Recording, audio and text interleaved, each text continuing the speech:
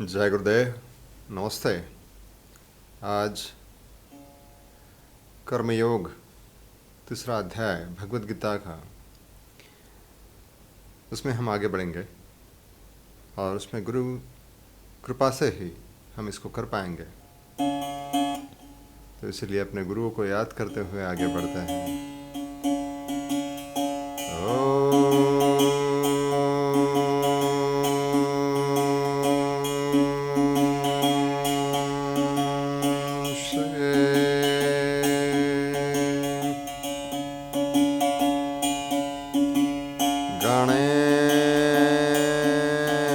गणेशाय नमः।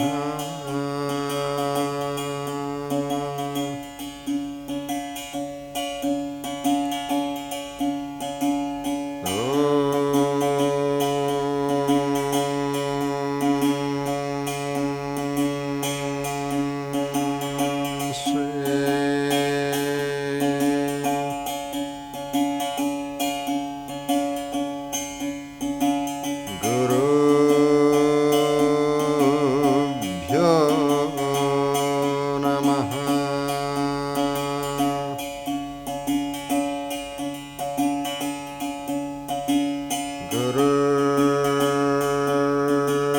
गुरुर्ब्रह्मा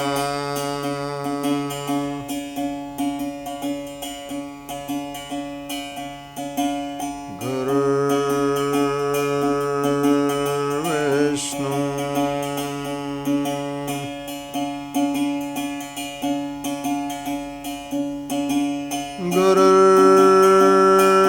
गुरुर्देवो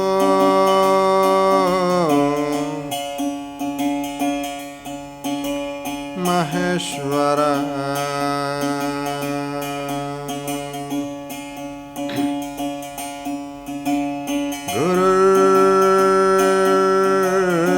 गुरुर्साक्षात्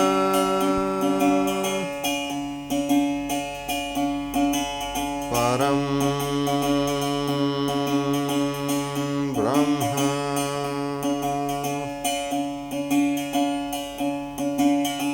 तस्मै श्री गुरवे नमः। ॐ श्री गुरुदेव दत्त।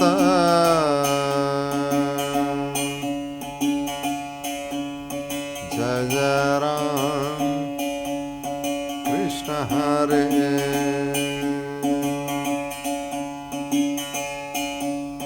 जय जय राम कृष्ण हरे।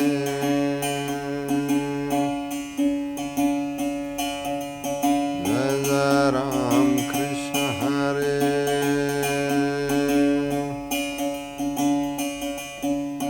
जय जय राम कृष्ण हरे।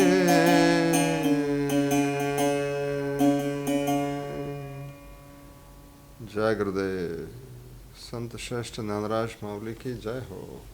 जय गुरुदेव।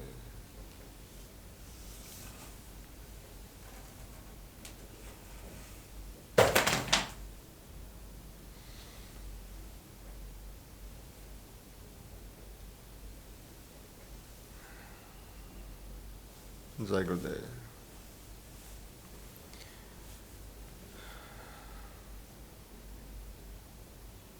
कर्मयोग means the yoga of action or the art of performing better actions.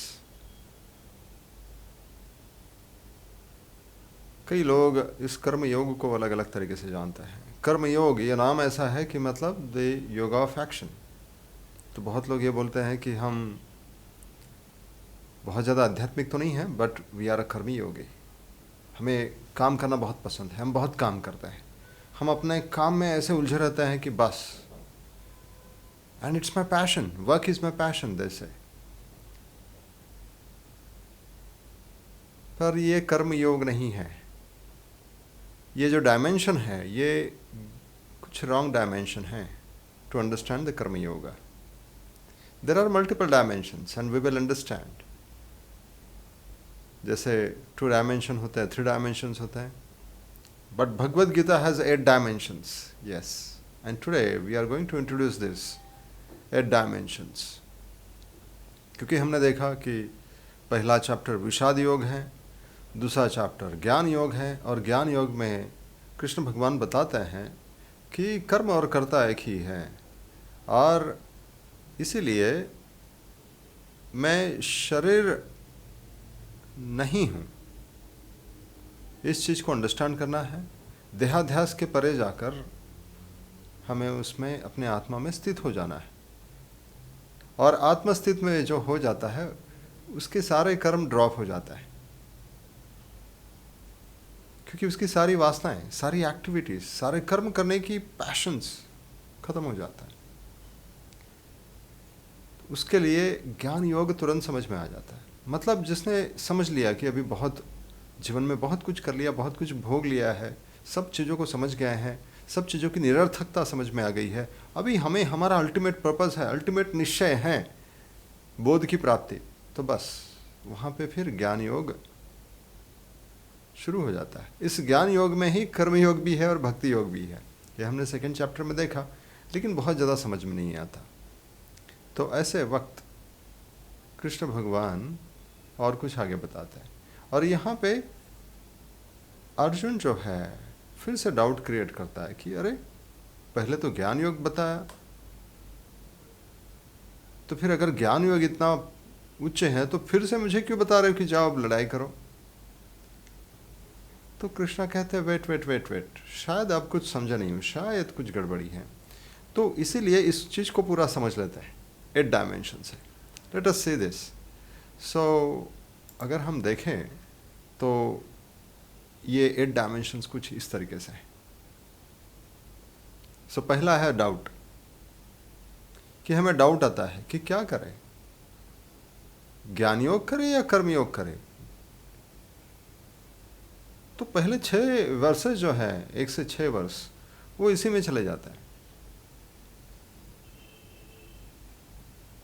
तो कृष्ण भगवान कहते हैं कि ड्यूटी को अंडरस्टैंड करो.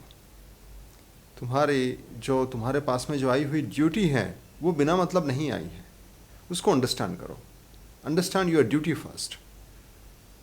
और उस ड्यूटी को अंडरस्टैंड जैसे ही करोगे, you will dive into the order, the cosmic order. सृष्टि चक्र कहा है, और जो व्यक्ति सृष्टि चक्र में जाता है उसका मतलब उद्धार ही उद्धार है. उसको वो सारी चीज़ें मिलती हैं जो उस सृष्टि चक्र को चलाने के लिए काम में आती है, और उससे जो बचता है, मतलब जो उसको मिलता है सृष्टि चक्र चलाने के लिए, उससे जो बचता है उससे वो अपना पालन पोषण करे, योगक्षेम करे, और बहुत ही बेहतरीन तरीके से होगा. इसकी गवाही जो है कृष्ण भगवान देते हैं. और ये सब करते, लेकिन ये सब करने के लिए अपना धर्म अंडरस्टैंड करना होगा. धर्म क्या है? कृष्ण भगवान कहते कि खुद का धर्म फॉलो करो. अभी यहाँ पे धर्म में बहुत सारे लोगों को डाउट ये होता है कि कौन सा धर्म फॉलो करें. मैं आपको बता दूं, भगवद गीता जो है वो कहता है, क्या कहता है भगवद गीता? वो भगवद गीता कहता है धर्म का पालन करो, किसी और का धर्म का पालन मत करो. लेकिन भगवद गीता रिलीजन के खिलाफ नहीं है. हर एक व्यक्ति ने अपना अपना धर्म फॉलो करना चाहिए, किसी और का नहीं, ये कहा है. मतलब क्या है वो हम समझेंगे. धर्म क्या है? धर्म मतलब बहुत सारे लोग रिलीजन जो समझते हैं वो नहीं, उसको समझते हैं. और इसको करते करते हमें डिटैच्ड होना है, डिटैच्ड होकर काम करना है. अभी वो डिटैच्ड कैसे हो, बहुत सारे लोग ये दिक्कत में आ जाते हैं कि डिटैच्ड एक्टिविटी कैसे करेंगे. मतलब कि कर्म करते रहो, फल की आशा नहीं करो. लेकिन ऐसे कैसे हो सकता है बिना फल के हम उसको काम करने का मतलब ही क्या है? वो तो पागल इंसान है कि जो बिना जाने कि उसको क्या मिलने वाला है इससे और काम करे, तो पागल हो गया आज के डेट में. पर ये डिटैचमेंट जो है ये एक्सटर्नल नहीं है, ये इंटरनल है, उसको भी हम समझेंगे. और ये सब हो जाने के बाद में you will be surprise to know कि हमारे अंदर डिवाइन ड्यूटीज आती है. हाँ, इसके पहले हम जो ड्यूटी जो कर रहे थे ना, किसी ने माइंड को प्रोग्राम करके रखा है, तू ये कर बहुत पैसा, तू ये कर बहुत फ़ायदा है. Those are all not divine duties. Those are all your personal duties. Personal मतलब the duties with your personal interest. मतलब आपको कोई चीज़ भा गई, अच्छी लग गई, आप उसमें करने लग गए, लेकिन उसमें आपकी बहुत ऊर्जा चली जाती है, बहुत एनर्जी चली जाती है। इस चीज़ को हमें समझना होगा। पर डिवाइन ड्यूटीज़ क्या होती है? डिवाइन ड्यूटीज़ मतलब ऐसी कि जो ईश्वर ने आपके लिए बनाई है। इसमें राजा जनक का उदाहरण दिया जाता है कि राज्य करते करते हुए भी वो इस चीज़ को प्राप्त हो गए। यहाँ तक कि शिवाजी महाराज को अपने गुरु संत रामदास आदेश देते हैं, जब सब समर्पण कर देते हैं शिवाजी महाराज संत रामदास को, यहाँ तक कि राज्य भी, तो वो कहते हैं कि अब तुम, मैं बोल रहा हूँ इसलिए तुम चलाओगे ये राज्य। और वो राज्य बहुत ही बेहतरीन तरीके से चलाया जाता है। उसके बाद में जो होती है वो सारी डिवाइन ड्यूटीज़ होती हैं।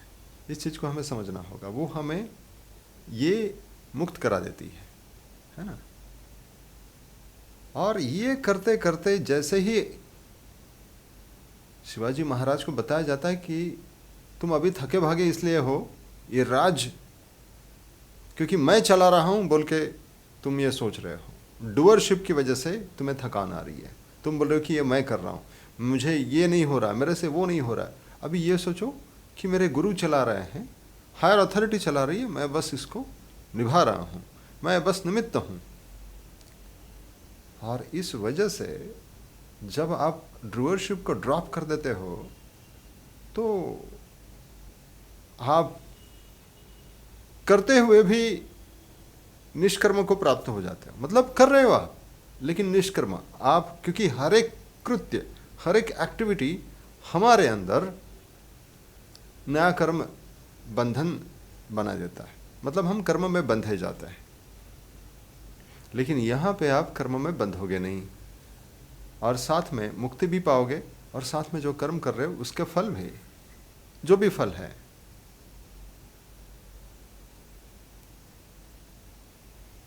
एक्चुअली ज्ञान योग मतलब क्या है उसको हमें समझना होगा। शायद अर्जुन को ऐसे लग गया कि ज्ञान योग मतलब सब छोड़ देना, सब छोड़ देना, मतलब वो करे ही नहीं तो उसका कर्म कैसे बंधेगा, वो हमें उसका कर्म बांधेगा ही नहीं, हमें उसको करेंगे नहीं, छोड़ देंगे। यस, ज्ञान योग में जब ज्ञान में आप आत्मरत हो जाते हो कंप्लीट, तब ये अवस्था आ सकती है। उसके लिए कोई कर्तव्य नहीं रह जाता। लेकिन राजा जनक का उदाहरण देके यह बताया गया है यहाँ पे कि वो भी कार्य करता है ये दिखाने के लिए और लोक संग्रह के लिए। उसकी कोई भी कार्य में अटैचमेंट नहीं होती, लेकिन वो कर रहा है और बहुत अच्छे से कर रहा है, और उसी को देखते देखते हुए लोग इस जीवन में आगे बढ़ते हैं। तो चलो अभी इसको थोड़ा सा डिटेल में अंडरस्टैंड करते हैं। Doubt, duty, dive in order, dharma, detached, divine duties, drop the doership, and finally direction to the action, कि कैसे हो, हमारे एक्शन कैसे हो।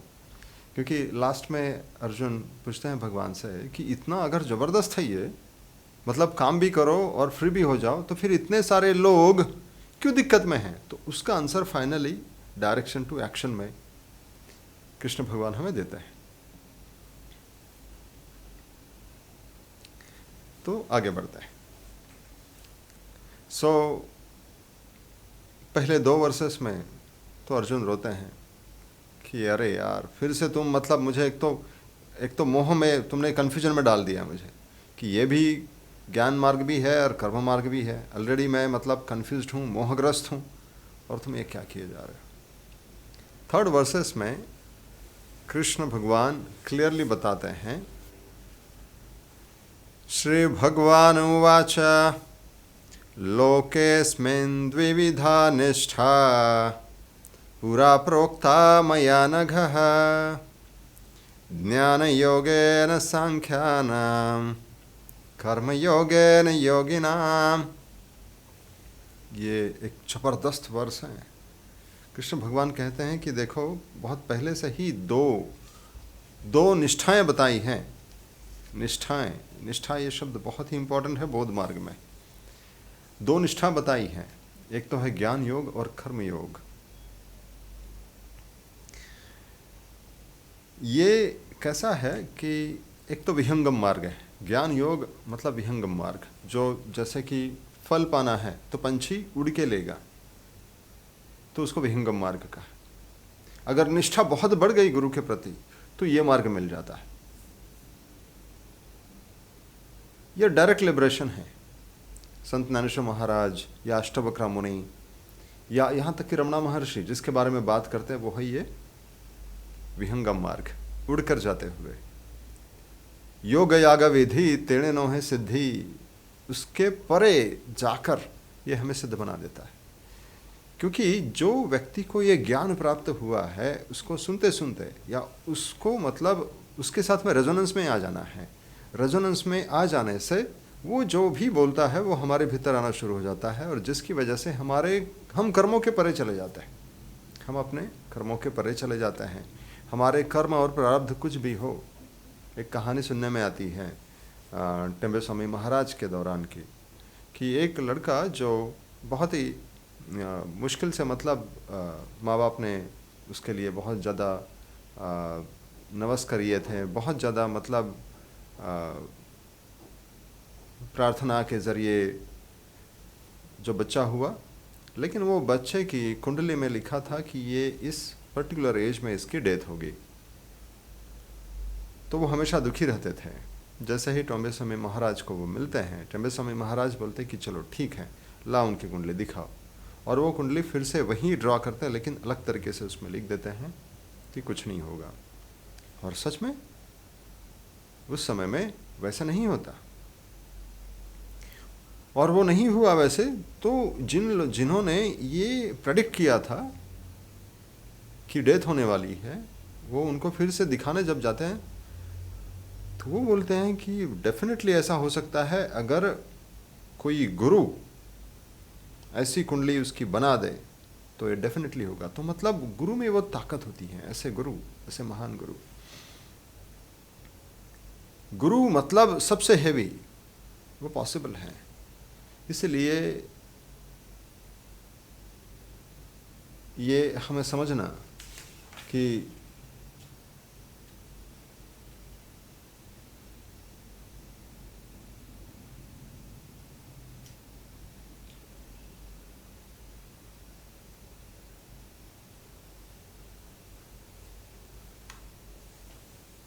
इस चीज़ को हमें समझना होगा कि ज्ञान योग जो है ये सबसे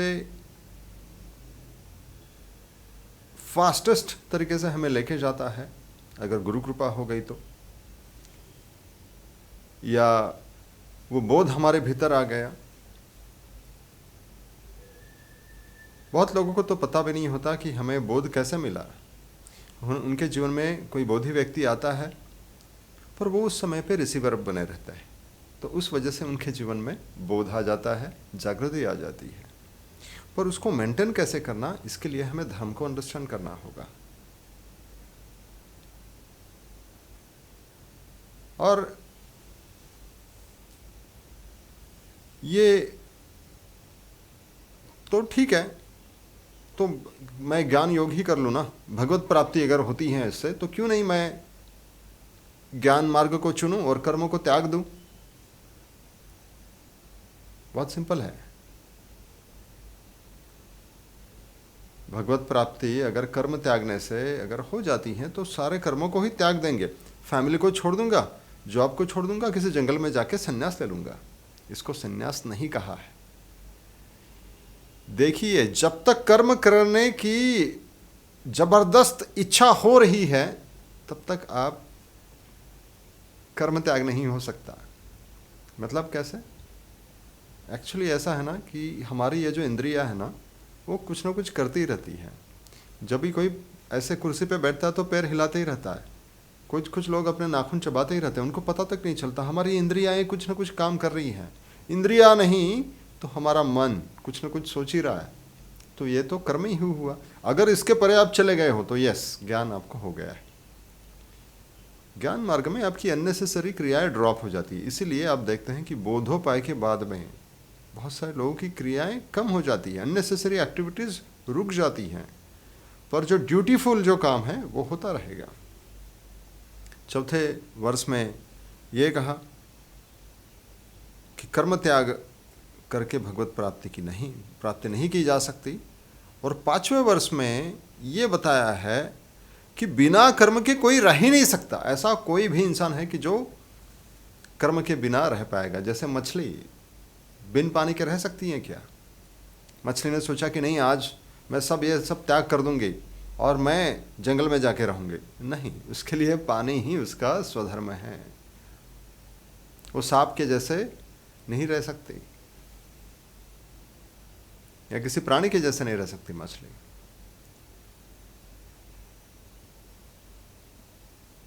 और कुछ पर अभी ऐसा हो गया है कि बहुत लोग कर्मों का त्याग कर देते हैं और सन्यासी बन जाते हैं।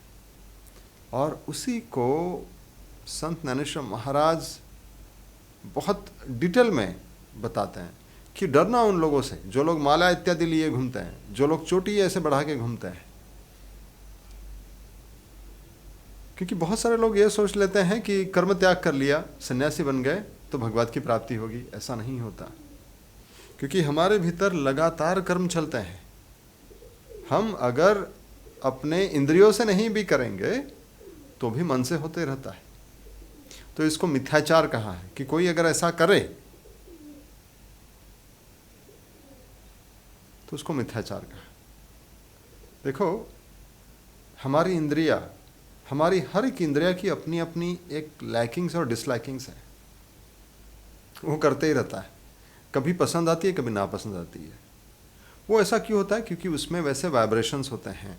तो उसको जो लाइक है उसी को लाइक अट्रैक्ट्स लाइक। समझो मेरी जुबान को मीठा खाना पसंद है तो लाइक अट्रैक्ट्स लाइक, तो वो मीठा ही अट्रैक्ट करते जाएगा। अगर तीखा तो तीखे की तरफ अट्रैक्ट। मतलब क्या? वो बढ़ते रहेगा उसी का, सारा सब कुछ छोड़ छाड़ के वो मीठे के ही पीछे पड़ेगा या तीखे के ही पीछे पड़ेगा।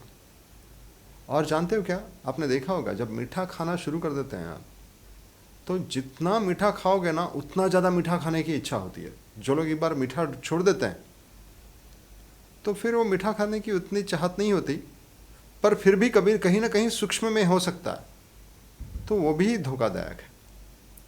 मतलब क्या, हम मीठा छोड़ भी देंगे तो भी अंदर सूक्ष्म तरंगे रह जाती है मीठे की। अगर खाते जाएंगे तो अग्नि में घी डालने जैसा है, जितना खाओ उतना और खाने की इच्छा होती है मीठे की। तो वो हमारे भीतर के ऐसा कुछ कर देता है कि थोड़ा मीठा खाओ तो और मीठा खाओ और मीठा खाओ।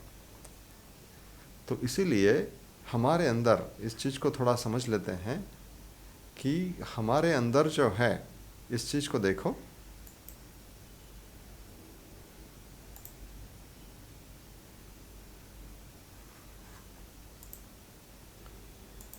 ये यहाँ पे ये समझ लो कि मेरी इंद्रियां हैं, उनकी तरंगे हैं। उनकी तरंगे ऐसे जितनी कम होगी उतना ज़्यादा अच्छा होगा। लेकिन मेरे अंदर कई सारे तरंगे हैं, ऐसी तरंगे हैं, ऐसी तरंगे हैं, तो वो मुझे डिस्टर्ब करके रख देगी। तो ज्ञान योग और कर्म योग का मतलब ऐसा, ज्ञान योग में क्या होता है कि ये गुरु कृपा की वजह से ये आपकी वाइब्रेशंस कम होना शुरू हो जाती है।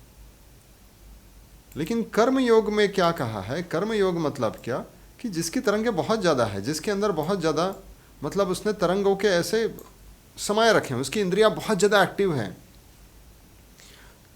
मतलब उसने बहुत ज़्यादा उस चीज़ को देख देख के मीठा कहाँ कहाँ पे मिलता है उसका इन्फॉर्मेशन लेके, और मीठा खाने की एडवर्टाइजमेंट देखी है उसने कई सारी, तो उसकी कई सारी ऐसी इच्छाएं बनी हैं, उसकी इंद्रियां मीठा खाने के लिए ललचा गई हैं। तो उसकी ये जो वाइब्रेशन है बहुत स्ट्रांग है, तो उसको उसके लिए कर्मयोग है। मतलब तू मीठा भी खा लेकिन उससे मुक्त भी हो। ये तरीका है। माय गॉड, ये तो अमेजिंग तरीका है, ज़बरदस्त तरीका है।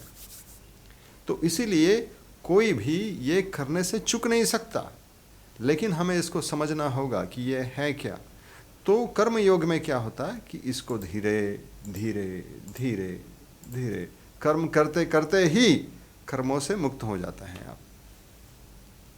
क्यों? क्योंकि जो हम कर्म करते हैं ना, एवरी एक्शन ब्रिंग्स द कर्म बंधन, द बॉन्डेज, जिस वजह से हम अपने मूल जो हमारा धर्म है उससे चूक जाते हैं, क्योंकि डिले कर देते हैं। हमें जाना था यहाँ पे, हमें यहाँ पे जाना था, आगे बढ़ना चाहिए था, तो हम कहीं पे और भटक गए। तो ये भटकन ना हो, इसीलिए हमें हमारी ड्यूटी को अंडरस्टैंड करना होगा।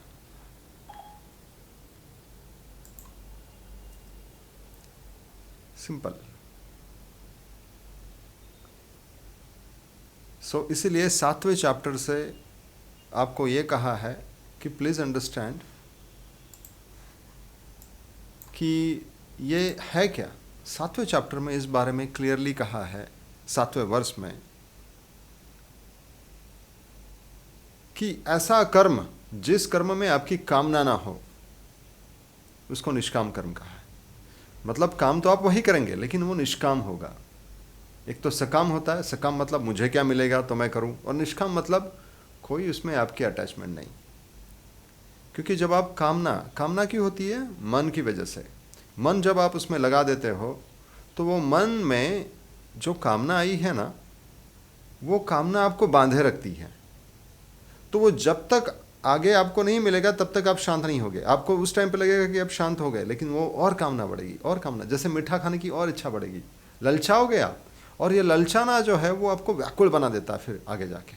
जैसे कुछ लोग सोचते हैं कि ये करने से बहुत मज़ा आएगा, वो करते रहते हैं और वो करने की और चाहत बढ़ती है, और वो ललचाना आपको तकलीफ देता है। आप बोलते हैं कि नहीं, लेकिन मेरे तो इंद्रियां मुझे सपोर्ट करती है, लेकिन ये इंद्रियां टेम्प्ररी है, ये शरीर भी टेम्प्ररी है। अगर किसी को बहुत ज़्यादा लड्डू खाना पसंद है लेकिन उसके दांत टूट गए आगे जाके, वो तो टूटने ही वाले हैं, और लेकिन उसकी इच्छा अगर रह गई तो वो ढंग से इस शरीर को छोड़ नहीं पाएगा और वो अटका रहेगा। उसी को बंधन कहा है। तो ये मृत्यु के बाद का ही बंधन नहीं है, इस वेरी लाइफ में भी बंधन है। आप सही जगह पे पहुंच नहीं पाओगे और वो आपको व्याकुल बना के रख देगा। जो तकलीफ आप में होगी, आप महसूस कर रहे हो, वो तकलीफें को झेलना होगा। इसीलिए 8वें और 9वें वर्ष में हम क्या देखते हैं कि हमें कुछ कर्म बताए गए, नित्य कर्म, कुछ नित्य कर्म हमें करने होंगे। वो नित्य कर्म करने से मतलब जो मुझे भी कर्म आया हुआ है वो मुझे रोज करना ही है। जैसे कि मुझे ये बात करना, ये मेरा नित्य कर्म बन गया है। तो बात अगर मैं अपने लिए करूं, अरे गॉसिप करने लग जाऊं, अरे क्या मज़ा है, और मैं लोगों को उलझा भी सकता हूं ना। मैं लोगों को ऐसे ऐसी बातें बता सकता हूं कि लोग उलझ जाएंगे, लोग सुनना पसंद करेंगे। रिवेश कहाँ से इतनी सारी बातें लेके आते हो, ज़बरदस्त बात है ये बात वो बात, और मैं इंटरेस्ट लेते, लोग मेरी तारीफ़ कर रहे हैं, वाह वाह कर रहे हैं। तो ये मैं जब अपने लिए जब कर रहा हूँ ना, तो ये निष्काम नहीं होगा, ये सकाम हो गया। निष्काम मतलब जो सेवा के लिए लगा दिए और उसमें कुछ आप एक्सपेक्ट भी नहीं कर रहे हो, तो वो जो काम जो है वो नियत कर्म, नित्य कर्म, और ये भगवत प्राप्ति के लिए करना होता है। इस चीज को हमें समझना होगा। ऐसा क्यों? ऐसा क्यों? हमारी ड्यूटी को अंडरस्टैंड करना होगा। 7वें से 13वें वर्ष में हम यहाँ पे जो देख रहे हैं, ये हमारी एवरी ड्यूटी जो आई हुई है। देखो, मैं आपको एक बात बताता हूँ कि हमारा जो जन्म हुआ है ना, एक टाइम में हुआ है, एक स्पेस में हुआ है, एक जगह पे। कहाँ पे? उसको देखो, अंडरस्टैंड करो। उसके एनवायरमेंट के बातें जो है आपके डीएनए में आ जाती है। मतलब कैसे कि आप अगर ठंडे प्रदेश में हुए, जन्म हुआ है आपका, तो वहाँ से आप ओके हो जाते हो। ऐसे प्रदेश में जहाँ पे ठंडी एक्सट्रीम है, जहाँ पे गर्मी एक्सट्रीम है, यू आर कंफर्टेबल, क्योंकि आप वहाँ पे जन्मे हुए हो। लेकिन ऐसे जगह पे जहाँ पे सिर्फ ठंडी है, तो you will be only comfortable with the ठंड, you will be comfortable only with the cold, not with the humidity, है ना। तो हमारा ड्यूटी जो है हमें ऐसी मिलती है, वो स्थल काल उसके अनुसार वो ड्यूटी को हमें समझना होगा। इस ड्यूटी को एज अ यज्ञ करके करना होगा हमें। यज्ञ मतलब क्या है, उसको उसको भी हम आगे जाके समझेंगे। क्योंकि बात ऐसी है कि हमारी हर एक एक्टिविटी वो प्रकृति से आती है। प्रकृति मतलब इस प्रकृति में कुछ ना कुछ चलते ही रहता है। उस प्रकृति को मेरा ना समझते हुए उसको अगर मैं यज्ञ में दे दूं, तो आप यहाँ पे देख रहे हैं, पढ़ पा रहे हैं, कर्म प्रकृति से उत्पन्न होते हैं और उन्हें यज्ञ के रूप में किया जाना चाहिए, जो हमें मुक्त करेगा और हमें सभी बंधनों से मुक्त कर पाएगा। बिल्कुल। ये कैसे करेंगे? तो इसके लिए ये समझना है कि इसको हमें यज्ञ के भांति करना है। जो मुझे आई हुई, मेरे पास में जो आई हुई बातें हैं, समझो कि मुझे बात करने आता है, मैं टीचर हूँ, तो मुझे लोगों को ऐसा ज्ञान देना है, नॉलेज देना है कि जो उनको हेल्प करेगा एज अ सेवा। लेकिन अगर मैं सिर्फ इसको पैसों के लिए करूं, तो वो सिर्फ और सिर्फ मेरे लिए ही मैं कर रहा हूं। तो हमें इसको कैसे करना है उसको समझो। इसको इस तरीके से करना है कि ये मुझे सृष्टि चक्र चलाना है। सृष्टि चक्र चलाने के लिए तो होगा क्या, भगवान इसकी गारंटी देते हैं कि सृष्टि चक्र चलाने के लिए अगर आप कर रहे हो, आपको जो चाहिए वो आपको डेफिनेटली मिलेगा। और उससे जो बचा है उससे आप अपने फैमिली का निर्वाह करिए, अपना निर्वाह करिए। ये आपको भगवत प्राप्ति की तरफ लेके जाएगा। हमें इसका जब भरोसा नहीं होता तब दिक्कत होती है। वर्ष नंबर 10 और 11 जब हम देखते हैं कि प्रजापति की आज्ञा के अनुसार काम करिए। प्रजापति मतलब क्या, कि जो पूरा इसको एक डिवाइन ऑर्डर कहेंगे हम। जो क्या होता है कि ये सृष्टि चक्र को चलाना, ऐसे ऐसे ऐसे ऐसे ये सृष्टि चक्र चलाना चाहिए। आपको ये सृष्टि चक्र चलाने के लिए हर एक व्यक्ति को एक स्किल दिया जाता है। जो भी हो, मतलब हर कोई, इसको चेन कहेंगे, साखड़ी। तो इस चेन, ये कड़ी को चलाने के लिए एक व्यक्ति को यहाँ पे एनर्जी मिलती है, वो यहाँ इतना चला लेता है, दूसरे व्यक्ति को यहाँ पे तो इतना चला लेता है। तो हमारी ये कड़ी चलती रहे, इसलिए आपको स्किल दिया जाता है, चलते रहने का स्किल। आप देखते हो, अरे मुझे तो ज़बरदस्त चलने आता है, मैं तो एक्सपर्ट हूँ चलने में, आप सबको हरा सकता हूँ। और आप यहाँ पे मैंपना लेते हो, और ये मैंपना जो है, ये मैंपना में आकर आप खुद बोलते हो कि अभी मैं खुद ही चलूँगा। आप बाहर निकल गए इसमें से, आप इस ऑर्डर से, कॉस्मिक ऑर्डर से, सृष्टि चक्र से बाहर चढ़ पड़ गए। और जब ऐसे बाहर पड़ जाते हो तो आप थक जाते हो, कंधा आपका थक जाता है, क्योंकि मैंपना आ गया। लेकिन वही चीज़ अगर आप डाइव इन ऑर्डर, मतलब क्या, सरेंडर कर देते हो, सृष्टि चक्र को चलाने देते हो, तो आपको और ऐसी चीज़ें आपके भीतर आना शुरू होगी कि जो चीज़ आपको इसमें माहिर बनने के लिए आपको काम आएगी, और आप इस कड़ी को आगे बढ़ाते जाओगे। यह है सृष्टि चक्र। इसीलिए भगवद गीता में 14 से 19 ये जो वर्सेस हैं, ये आपको चैप्टर नंबर 3 के क्लियरली बताते हैं कि dive in order, keep your self in order. आप अपने आप को ऑर्डर में रखिए। आप में जो आया हुआ है वही आपका स्वधर्म है। जैसे कि मैं टीचर हूँ, या मैं पुलिस में आ गया हूँ, तो वही आपका स्वधर्म है। या आपको जो मिला है, जो परिस्थिति में आप हो, वही आपका स्वधर्म है, उसी को हमें करना है। स्वधर्म में ना रहते हुए जो भी करोगे वो आपको कई सारे सफरिंग, भोगों में लेके जाएगा।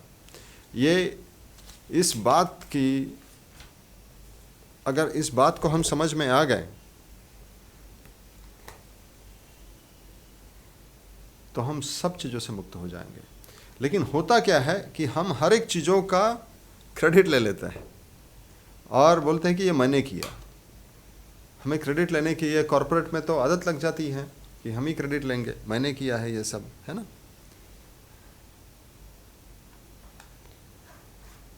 तो ये क्रेडिट लेने की जो आदत है, उसकी वजह से हमें कई सारे दिक्कत। Just minute.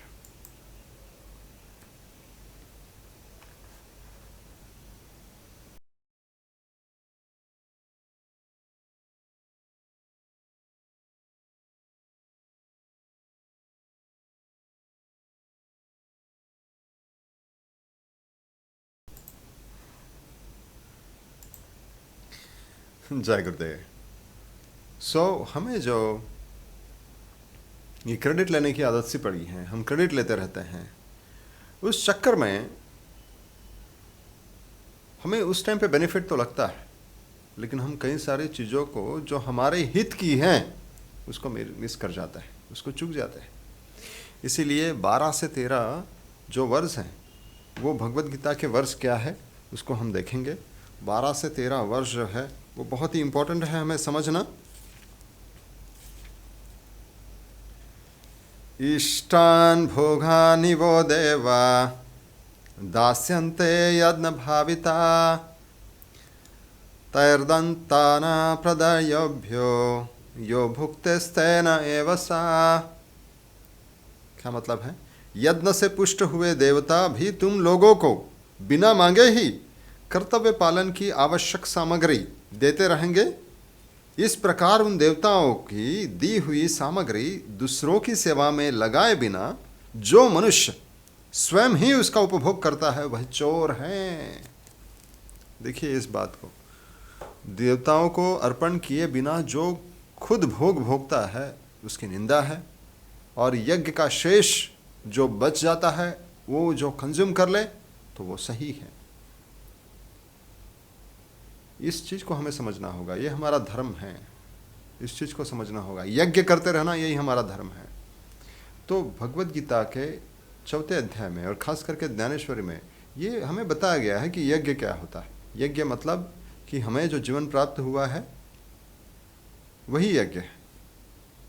यज्ञ के प्रकार हैं, ठीक है, उसको हम 4थे चैप्टर में समझ लेंगे। अभी यहाँ पे ये समझते हैं कि सृष्टि चक्र, क्योंकि हम खाते भी है ना, वो भी भगवान को पहले अर्पण करें और फिर उसको कंज्यूम करें।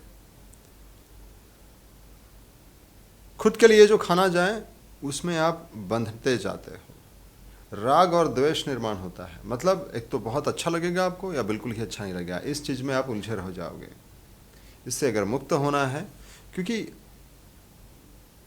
खाना जो मिलता है हमें, अन्न जो मिलता है वो वर्षा की वजह से, वर्षा मतलब बारिश की वजह से, due to the rain we, and the rain is based on the यज्ञ।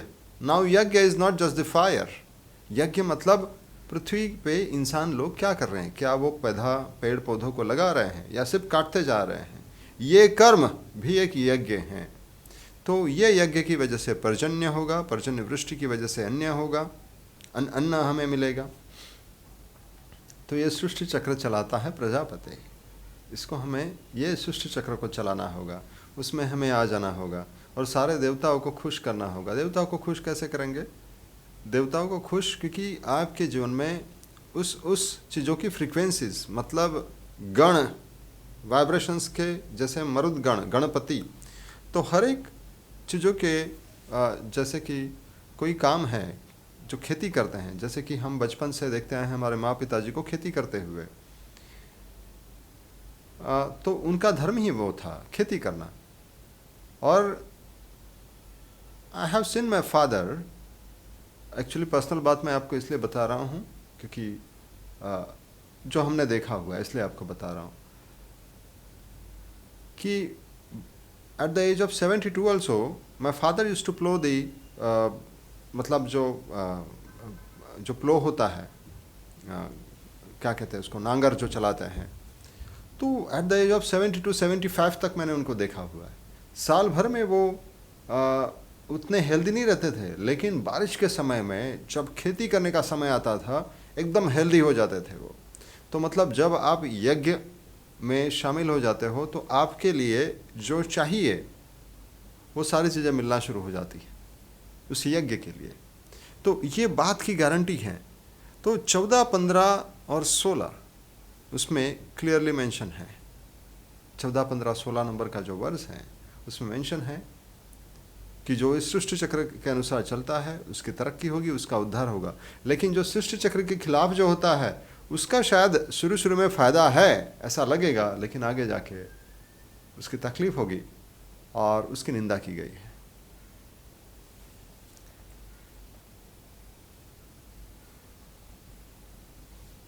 तो ये सृष्टि चक्र अभी क्या है, इस सृष्टि चक्र को जो हम देख रहे थे थोड़ी देर पहले, अभी ये सृष्टि चक्र चलाता जो है, उसमें जो आत्मज्ञानी होता है ना, वो सृष्टि चक्र में चाहे भी तो वो स्टॉप हो सकता है। वो अगर चाहे कि मुझे सृष्टि चक्र नहीं चलाना है,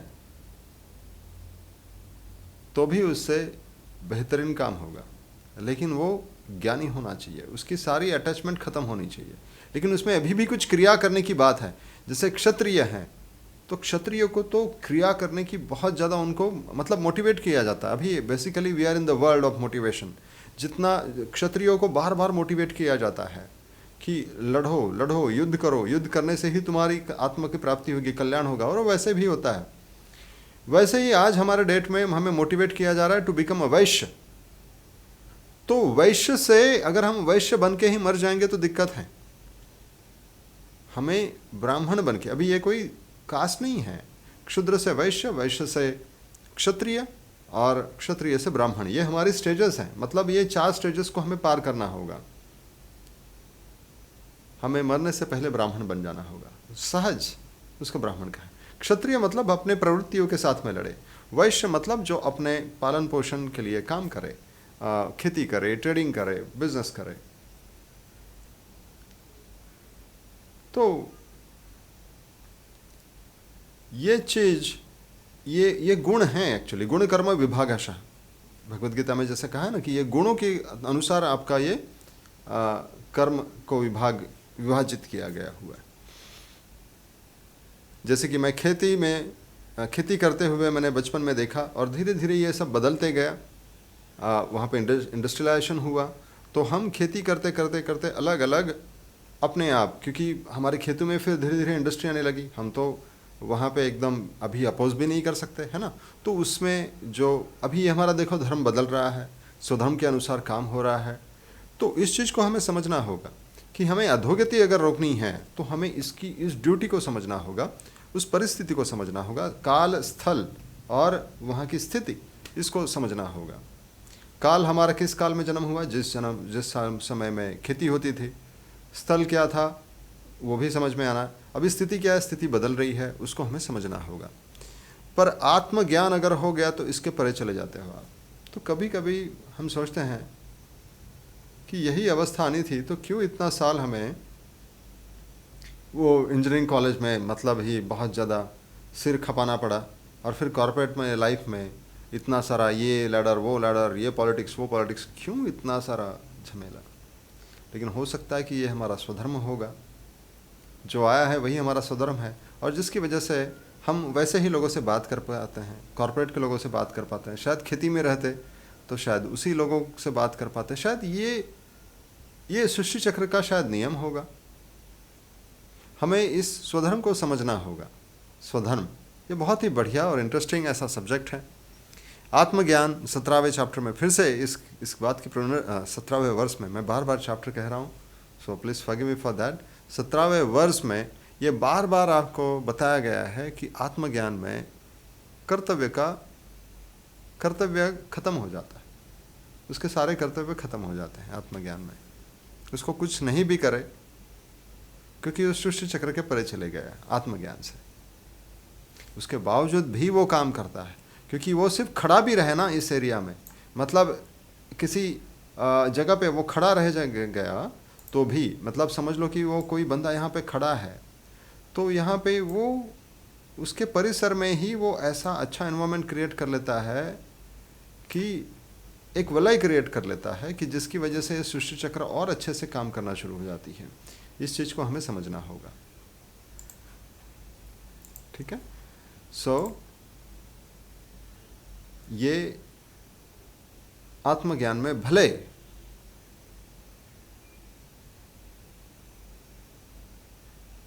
कर्तव्य छूट जाते हैं, लेकिन कर्म करे या नहीं करे उसमें उसका कोई स्वार्थ नहीं होता। ये 18वें वर्ष में हमें भगवद गीता के 18वें वर्ष में बताया गया है। तो 19वां वर्ष अभी हम देखते हैं। 19वां वर्ष जो है ये भगवान की आज्ञा है, इसीलिए हम इसको जरा देखेंगे, है ना।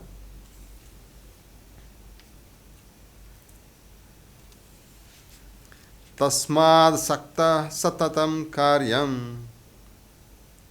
तस्माद् सक्तः सततं कार्यं कर्म समाचर असक्तो ह्याचरन् कर्म परमाप्नोति पुरुषः। इसलिए तू निरंतर आसक्ति रहित होकर कर्तव्य कर्म का भली भांति आचरण कर, क्योंकि आसक्ति रहित होकर कर्म करता हुआ मनुष्य परमात्मा को प्राप्त हो जाता है। आसक्ति, अटैचमेंट कि ये मेरा है या मैं कर रहा हूं, ऐसा अगर करता रहेगा तो तू वो करते हुए भी मुक्त हो जाएगा और परमात्मा को प्राप्त होगा। ये बहुत ही इंटरेस्टिंग बात है कि मेरे अंदर जो बातें आई हुई हैं, जो वासनाएं जो आई हुई हैं, उसको भी अगर मैं करूं, लेकिन मैं उसको इस तरीके से करूं, अपने धर्म को समझते हुए करूं, तो उससे मैं मुक्त भी होता हूं और परमात्मा की प्राप्ति को भी प्राप्त कर लेता हूं। एक सिंपल से एग्जांपल बताता हूं। जैसे कि बहुत सारे लोग संन्यास ले लेते हैं,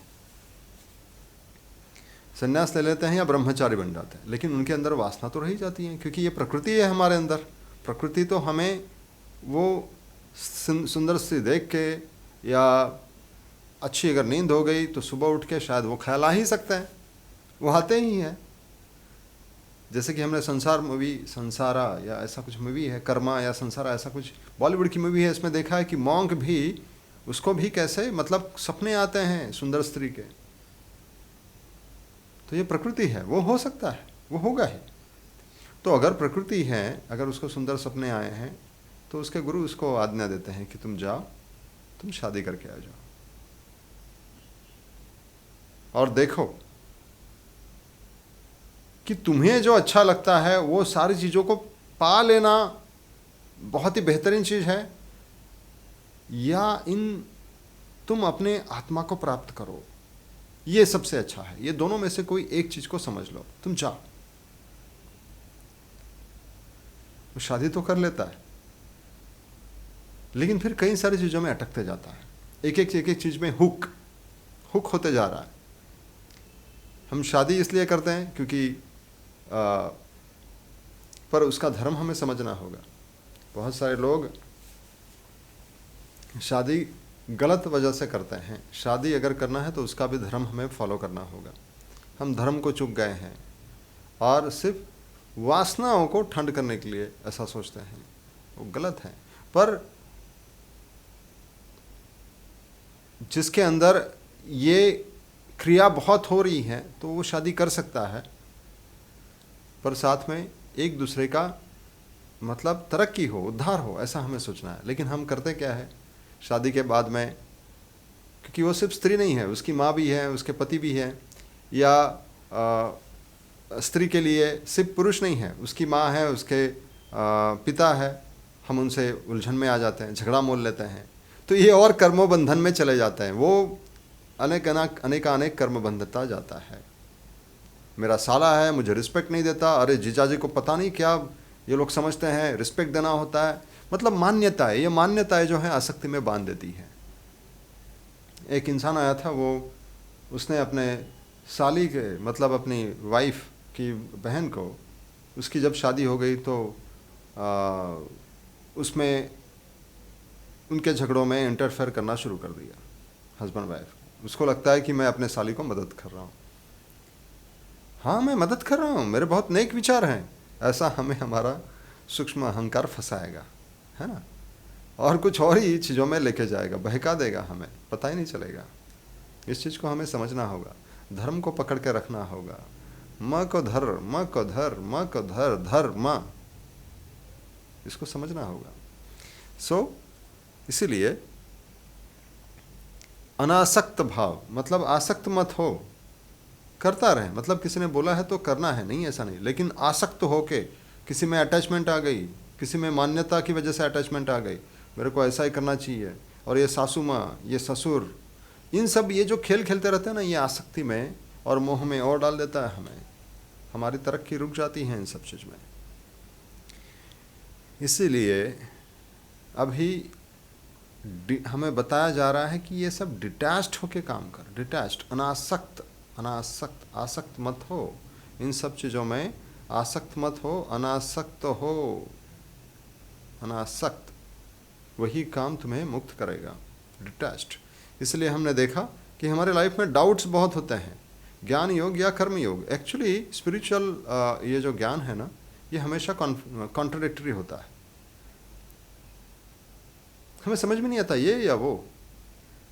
इसीलिए हमें निष्ठा में बने रहना है। इसलिए निष्ठा, ये बहुत ही इम्पोर्टेंट शब्द ये भगवद गीता में इस्तेमाल हुआ है, और पूरी बौद्ध मार्ग फिलॉसफी में निश्चय, निष्ठा, शरणागति को कितना इम्पोर्टेंस है आप समझते ही होंगे। हमारी ड्यूटी का क्या है, वो प्रकृति की वजह से आई हुई ड्यूटी है हमारी।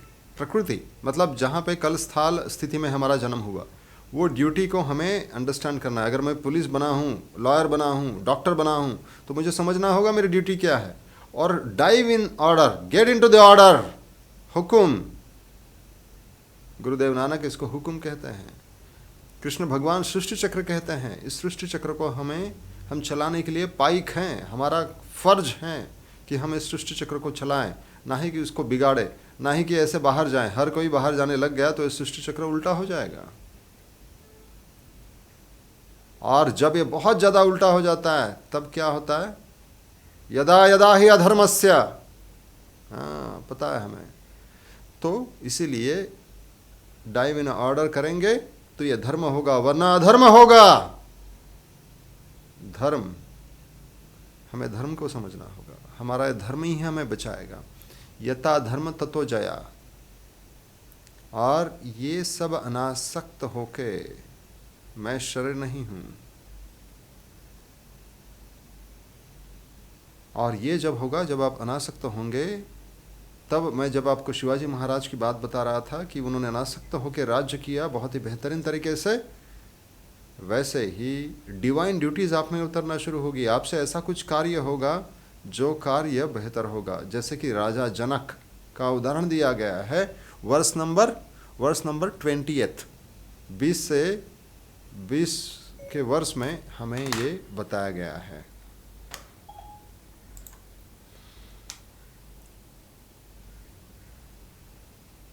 जैसे कि राजा जनक कर्म करते हैं, बहुत ही बेहतरीन कर्म करते हैं, पर वो औरों को दिखाने के लिए, जताने के लिए कि, क्योंकि ज्ञानी जो है वो अलग से काम नहीं करता, वो वही कार्य करता है, लेकिन उसमें कोई उसके स्वार्थ नहीं होता।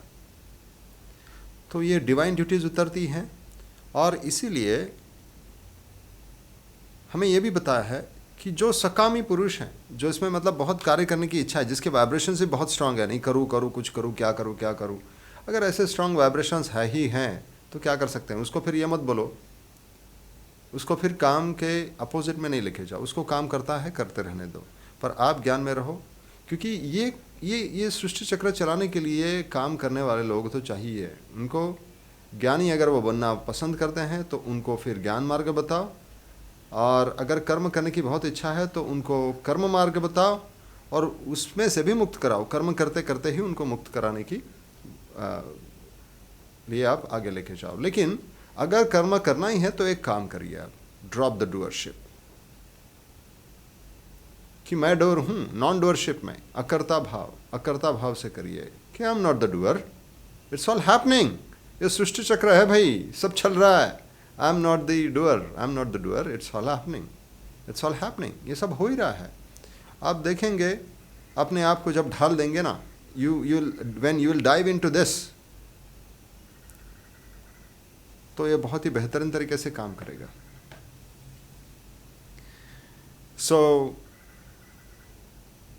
ये इसको सिद्धांत कहा है, ये सिद्धांत है, और इस सिद्धांत को आप सिद्ध करिए। इसी के लिए इसको सिद्ध योगा कहा है। बौद्ध मार्ग सिद्ध योग को फॉलो करता है। सिद्ध योग, इस सिद्धांत को जो फॉलो करेगा तो वो भगवद गीता में वर्ष नंबर 31 क्लियरली मेंशंस कि इस सिद्धांत को फॉलो करने वाला व्यक्ति मुक्त हो जाएगा। और अगर इससे इस सिद्धांत को नहीं फॉलो करता, मैं बीच में आ गया हूँ, पर ये समझ लो आप कि ये सिद्धांत है, इस सिद्धांत को आप समझ जाएंगे। इस सिद्धांत को जो फॉलो नहीं करेगा, जो व्यक्ति फॉलो नहीं कर रहा है, उसका क्या हो रहा है? उसकी अधोगति होगी, अधोगति। और हमें तो गति चाहिए अध्यात्म में, तो इसीलिए ड्रॉप द डूअरशिप, अकर्ता भाव से इसको करना है। ये अगर कर लिया आपने तो आपकी प्रगति होगी, उद्धार होगा, ऐसे कृष्ण भगवान हमें बताता है।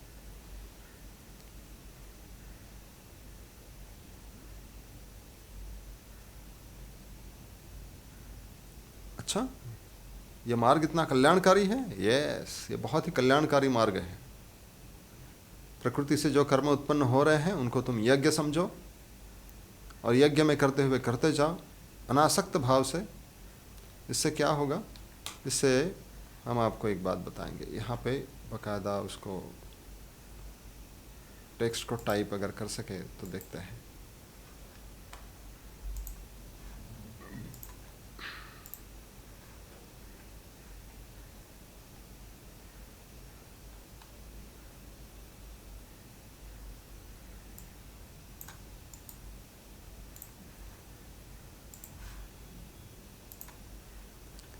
अगर हम यहाँ पे इसको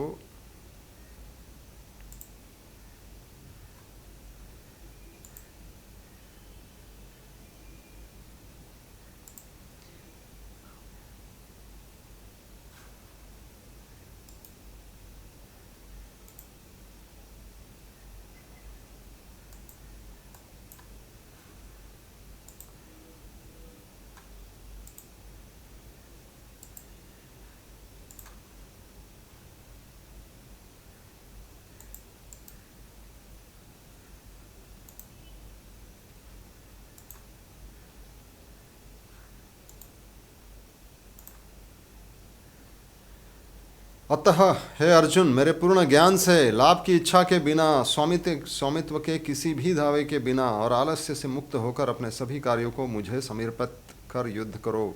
युद्ध करो मतलब जो तुम्हें कार्य जो दिया गया है, अभी तुम्हें ये आया हुआ कार्य है, अपने आप आया हुआ है, ये युद्ध आया हुआ है, ये तुम्हें परम प्राप्ति दिलाएगा, इसकी गारंटी देता है।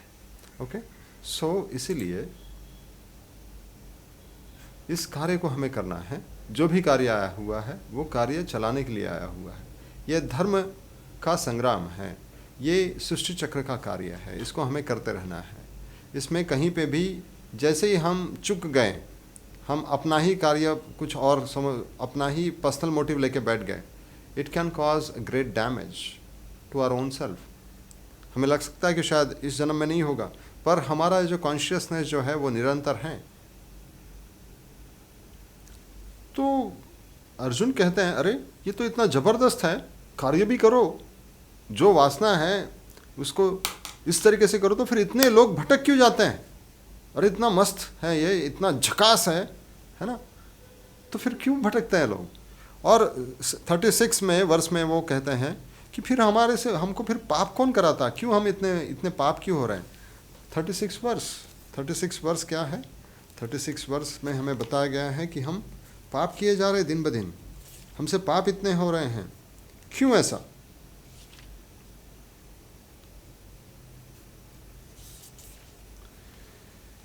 अर्जुन उवाच अथ केन प्रयुक्तोऽयं पापं चरति पुरुषः अनिच्छनापि Varshneya Baladev नियोजितः।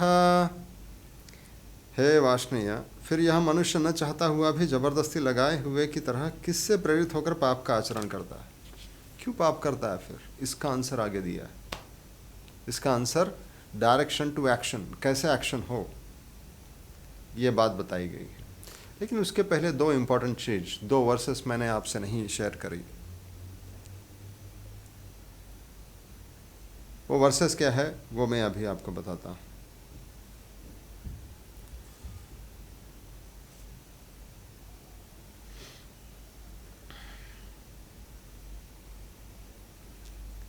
Verse number 35, chapter number 3। श्रेयान् स्वधर्मो विगुणः परधर्मात् स्वनिष्ठितात् स्वधर्मे निधनं श्रेय परधर्मो भयावहः, परो धर्म भयावह। अरे दूसरों का धर्म भयावह है, खुद के धर्म में तेरी मृत्यु भी होगी ना तो भी चलेगा। तू औरों के धर्म को मत देख, और क्या कर रहा है तू उसको मत देख। वो सॉफ्टवेयर इंजीनियर बना है, बहुत पैसा मिलेगा, ये करने जाएगा ना तो दिक्कत होगी। तेरे को जो मिला है तू उसको ही कर, तेरे को जो प्राप्त हुआ है तो उसी को कर। तो डॉक्टर बना है तो जाके ट्रेडिंग करते हुए बैठेगा, पुलिस हुआ है तो बोलेगा कि नहीं मैं कुछ और करता हूँ, कंसल्टेंसी करता हूँ। या लॉयर बना है तो बोलता है कि नहीं ये इसमें तो स्पिरिचुअल ग्रोथ नहीं हो रही है, मैं कुछ और करूँगा। नहीं, तेरे को जो प्राप्त हुआ है तेरी, इसलिए बौद्ध मार्ग की जो टैगलाइन है, प्राप्त परिस्थिति ही साधना है। तेरी प्राप्त परिस्थिति ही साधना है। देखो बौद्ध मार्ग में, बोधोपाय के बाद में ज्ञान की तरफ बढ़ते जाते हैं हम लोग। ये मार्ग जो है बहुत फास्ट हो जाता है, लेकिन साथ में फिर भी अगर कर्म करने की जो भी कोई इच्छा है उसको समझना होगा हमें। तो हमारे जो स्वधर्म है उसके अनुसार हमें चलना होगा। स्वधर्म से कल्याण और परधर्म से हानि। अभी ये परधर्मो भयावह, बहुत लोग बोलते हैं कि तुम्हारी भगवत गीता तो दूसरे का धर्म को भयावह बोलती है, खुद का धर्म ग्रेट और औरों के धर्म भयावह, डेंजरस। ऐसे हमने सुना है बाकायदा, मतलब एक मेडिटेटर से सुना है कि कैसा ये धर्म है कि जो खुद के धर्म को ग्रेट कहता है, बाकी के धर्म को भयावह।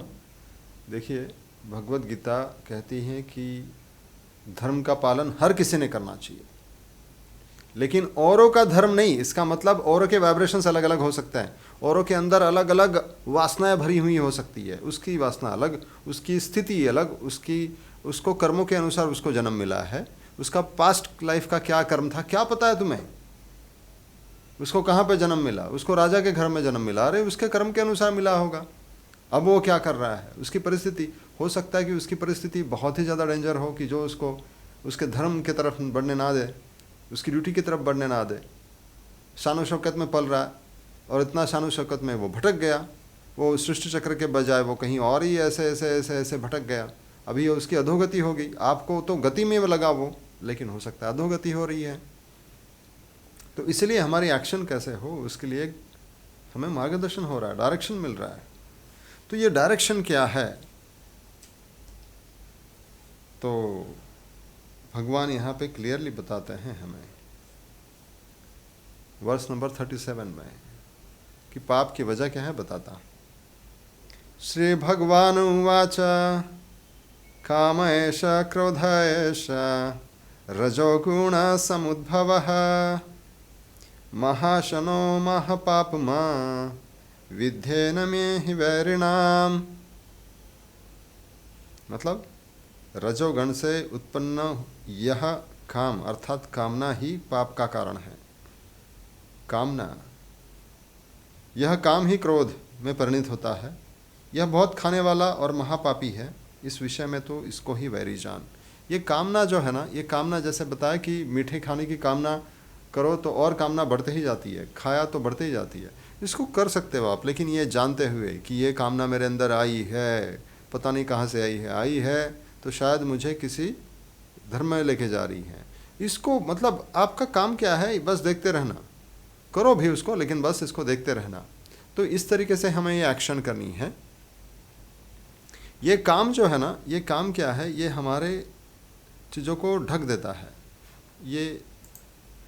ये हमने देखा यहाँ पे कि समझ लो कि ये मेरे वाइब्रेशंस क्लीन करने हैं मुझे, लेकिन मैं किसी और के वाइब्रेशंस ऐसे देख लेता हूँ और वो सेम वाइब्रेशंस अपने भीतर भी डाल देता हूँ। ये परोधर्म हो गया। मेरे वाइब्रेशंस मुझे कहाँ से पता चलेंगे, मुझे कृष्ण भगवान खुद बताएंगे। जैसे मैं कृष्ण से जुड़ जाता हूँ, मुझे कृष्ण भगवान मेरे सामने ऐसी परिस्थिति लेके आएंगे कि जो मेरे लिए हार्मोनियस है।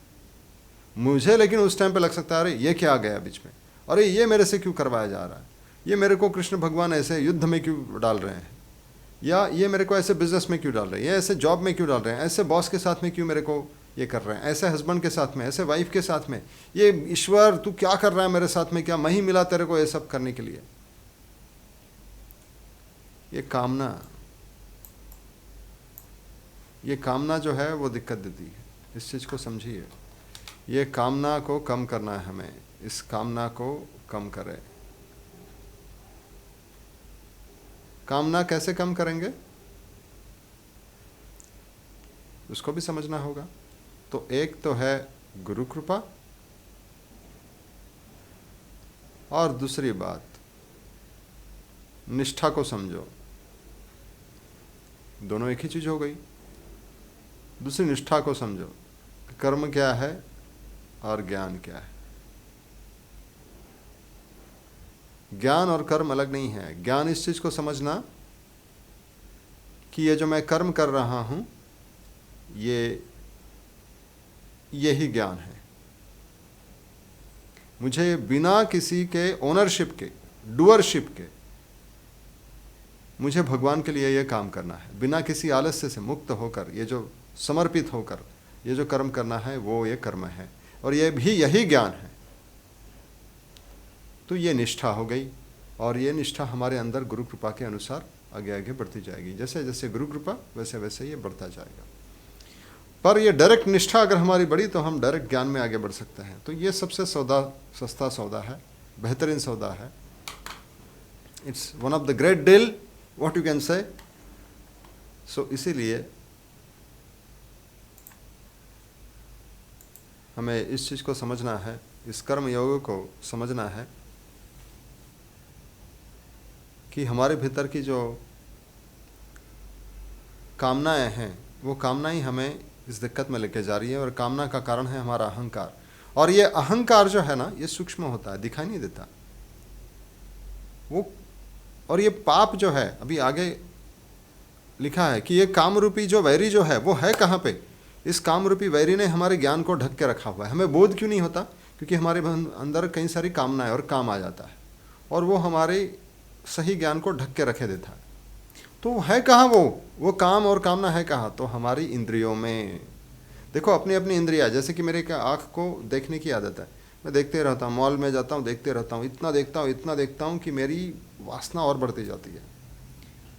देखो, और कलेक्टिवली वो चीज़ें ऐसी रखी जाती है कि जिसमें आपका ध्यान अट्रैक्ट हो और आप और वासना में जाओ, आपको आज नहीं तो कल वो लेने की इच्छा हो। तो इसीलिए आप उसके लिए बहुत ही व्याकुल हो जाते हो, ललचा जाते हो, बहुत ही ज़्यादा वहीं पे अटके रह जाते हो। कभी न कभी लेने की इच्छा आती है।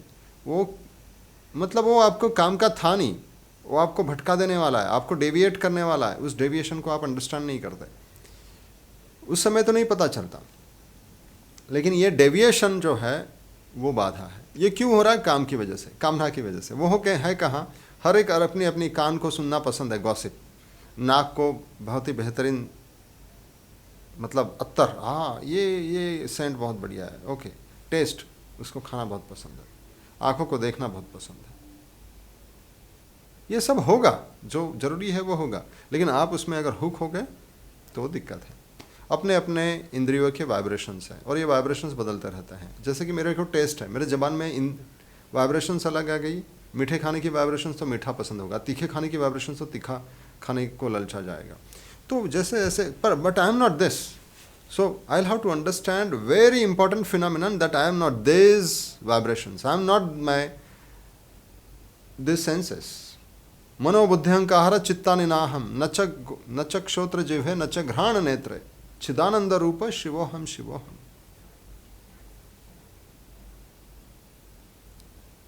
इसीलिए फिर से पूछा है कि ये काम बसता कहाँ है? तो ये काम होता है इंद्रियों में। तो इन इंद्रियों का स्वामी कौन है उसको समझना होगा। हम इंद्रियों को रोक नहीं सकते। इंद्रियों को रोक दिया ना, मतलब तुम्हें तीखा खाना पसंद है तो तुम मुंह बंद करके बैठ, लेकिन अंदर से तो खाने की इच्छा हो ही रही है। तेरे को मीठा खाना है तो मुंह बंद के रख। तेरे को फाइट करनी है या नहीं भी करनी है, देखो करे और नहीं भी करे ये दोनों कार्य ही हैं। ये कर्म बंधन का ही काम करता है। मतलब आप करने जाओ तो भी वो बंधन देगा, नहीं करो तो भी बंधन देगा। तो फिर क्या करे? तो इसीलिए सबसे पहले मन क्यों? क्योंकि इंद्रियों का वो स्वामी है और हमारा मन तो हमारे वश में नहीं है। तो फिर बुद्धि, पर बुद्धि भी हमारे वश में नहीं है। बुद्धि जो है मन को ही सपोर्ट करती है, मन को जो पसंद है वो चाल चलती रहती है, और जितना ज़्यादा इंटेलिजेंट उतना वो ज़्यादा मन को सपोर्ट करता है। बुद्धि का इंटेलिजेंट होना, ये बुद्धि मतलब इंटेलेक्ट, बहुत लोग इसको बहुत इंपॉर्टेंस देते हैं, लेकिन मैं कहूँ इस बुद्धि को हमें उसका रवैया जो है बदल देना है हमें। बहुत दफ़ा हमारी बुद्धि सिर्फ और सिर्फ मन को और इंद्रियों को ही सपोर्ट करती है। ऐसी बुद्धि वीक कही गई है, ऐसी बुद्धि हमें मतलब अधोगति में लेके जाने वाली है। तो इसीलिए वर्स नंबर 42 हमें देखना होगा। वर्स नंबर 42 में इसका आंसर है, वो हम इसको देखते हैं।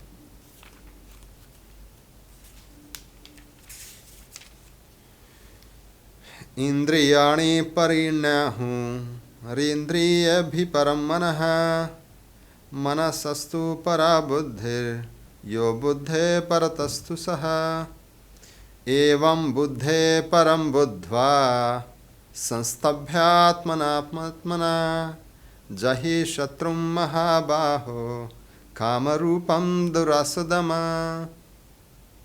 जय गुरुदेव। मतलब क्या कहा है कि इन सब के परे, मतलब इंद्रियों के परे मन है, मन के परे बुद्धि है, और बुद्धि के परे बोध है। जो इन सब को समझता है वो आत्मा इन सब के परे है। मतलब ऋषिकेश। क्यों ऋषिकेश? ऋषिकेश मतलब कि जो हमारे इंद्रियों को कंट्रोल कर पाए। ऋषिकेश मतलब जो हमारे इंद्रियों को कंट्रोल कर पाए। तो यहाँ पे हमने क्या देखा था? यहाँ पे हमने ये एक देखा है,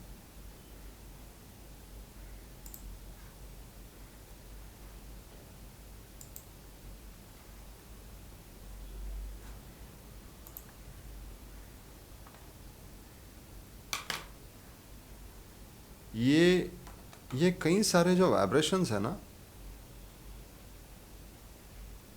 ये मतलब कई सारी सेंसेस हैं, वो चाहते हैं वो, लेकिन हमारे भीतर जो कृष्ण है ना, वो कृष्ण क्या करेगा पता है? कृष्ण ये सारे सेंसेस को हटा देगा, इन सब को हटा देगा, और सिर्फ ये ऋषिकेश मतलब कि जो हमारी सारी वाइब्रेशंस को नील कर दे, इसको ऋषिकेश कहा है। हमारी जो इंद्रियों की जो कई सारी वाइब्रेशंस हैं उसको वो नील कर देता है। सो इसीलिए ये कृष्णा और आत्मा एक ही हैं। हमारे कृष्णा, हमारी आत्मा और कृष्ण एक ही है। उस कृष्ण को अगर हम पकड़े रहें तो हमारी इंद्रियों की ये वाइब्रेशंस धीरे धीरे कम होगी। ये ईश्वर कृपा हो जाएगी, और इस कृपा में आने तक हमें गुरु कृपा की ज़रूरत होगी। इसलिए वर्स नंबर 42 और 43 हमें बताते हैं कि इंद्रियों को तुम वश नहीं कर सकते, क्योंकि उसके वाइब्रेशंस बहुत स्ट्रांग होते हैं। मतलब क्या कि क्या आप समुद्र के साथ में लड़ सकते हो? क्या नहीं लड़ सकते। समुद्र की लहरें इतनी तेज़ होती हैं, आप कितना भी कोशिश करो कि ये मैं नहीं करूँगा, वो आपसे होगा ही, आपको तहस नहस कर देगी वो। आप लड़ो या नहीं भी लड़ो, आपको वो तहस नहस करेगी। लेकिन इंद्रियों का स्वामी मन है, पर मन तो हमारा है ही नहीं। फिर बुद्धि एक्चुअली हमारी है, लेकिन वो अभी फ़िलहाल मन, उसको बचपन से आदत लगी है मन की सुनना। जैसे कि बच्चों की सुनते हैं हम लोग, है ना, तो फिर वो हमें पूरा कैप्चर कर लेता है। वैसे इंद्रिया भी, तो बुद्धि, इंद्रिया, मन और बुद्धि, इन सब के परे आत्मा की श्रेष्ठता को हमें अंडरस्टैंड करना होगा, सुनना होगा। और ये कर्म योग का इसेंस है कि आत्मा की आप श्रेष्ठता को मान लो, वरना इंद्रिया, मन, बुद्धि वो आपको काफ़ी दिक्कत में डालने वाले हैं। इस चीज़ को हमें अंडरस्टैंड करना होगा।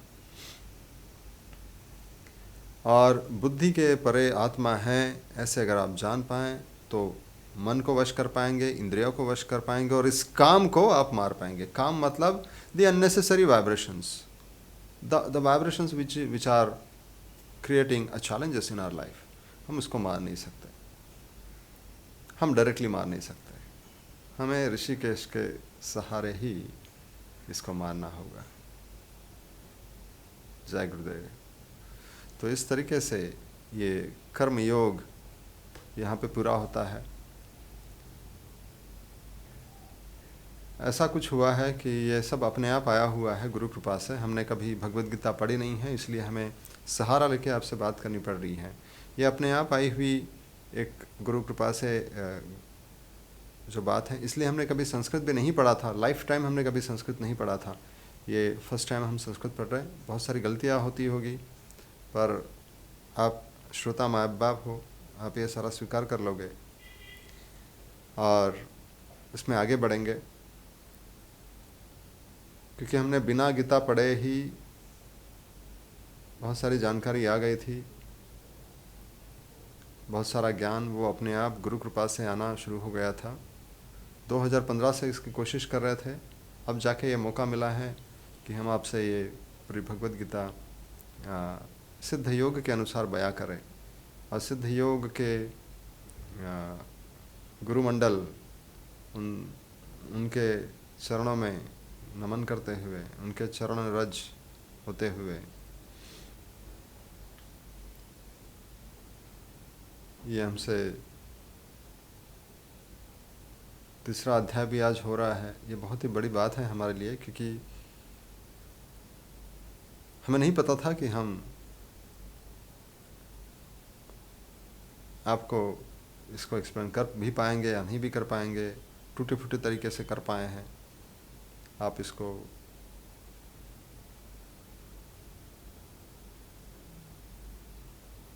एक बहुत ही